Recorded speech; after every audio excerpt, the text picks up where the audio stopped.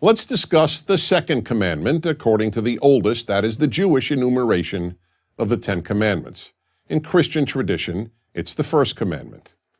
The most common translation begins, "You shall have no other gods before me." The commandment then goes on to prohibit both making idols and worshiping idols.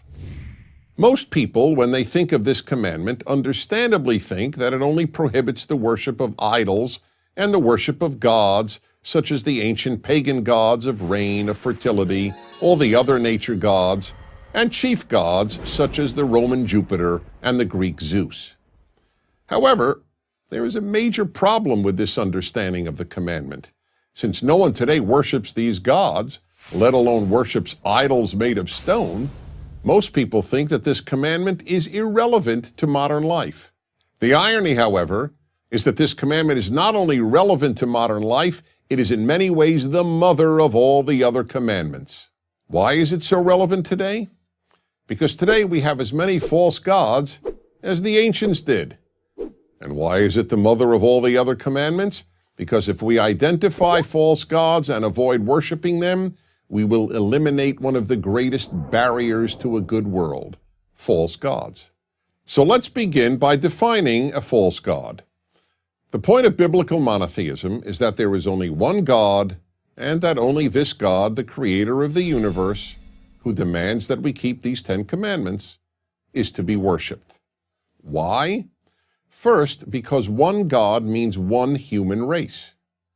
Only if we all have the same creator or father, as it were, are we all brothers and sisters. Second, having the same parent also means that no person or group is intrinsically more valuable than any other. And third, one God means one moral standard for all people. If God declares murder wrong, it is wrong for everyone, and you can't go to another God for another moral standard. When anything else is worshipped, bad things result.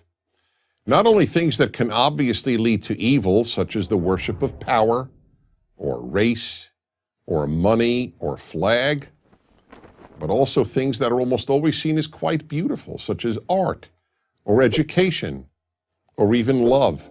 Yes, any of these often wonderful things, when worshipped, can lead to terrible results. Take art. Many of the cruelest humans in history loved beautiful music and art. But as a music lover, I learned early in life the sad fact that great music can be used to inspire people to follow evil just as much as it can be used to inspire people to do good. The great Hollywood director Stanley Kubrick vividly made this point in his classic 1971 film, A Clockwork Orange. In it, men rape and murder while classical music plays in the background. Take education. We all recognize how important education can be, from preparing people to be able to find work to understanding the world. But education in and of itself, divorced from the higher ends of God and goodness, can lead, and often has led, to great evil. Many of the best educated people in Germany supported Hitler and the Nazis, and almost all of the Western world supporters of the genocidal regimes of Stalin in the Soviet Union and Mao in China were highly educated. There is nothing about a PhD that guarantees a person will be wiser, kinder, or more ethical than someone with only a high school education. The same holds true even of love. Love, of course, is so often beautiful, but it too can lead to evil. In the 20th century, people who put love of country above love of God and goodness often committed terrible evil. And here's a test for you. Imagine that the pet you love and a stranger, a person you don't know and therefore could not possibly love, are drowning. Do you first try to save your pet or the stranger?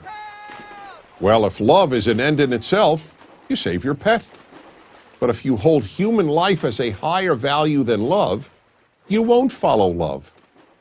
This commandment made the ethical revolution of the Bible and of the 10 Commandments, what is known as ethical monotheism, possible. Worship the God of the Ten Commandments, and you will make a good world. Worship a false god, no matter how noble sounding, and you will end up with a world of cruelty. I'm Dennis Prager. Join Prager University, subscribe to our YouTube channel, and sign up for free at prageru.com.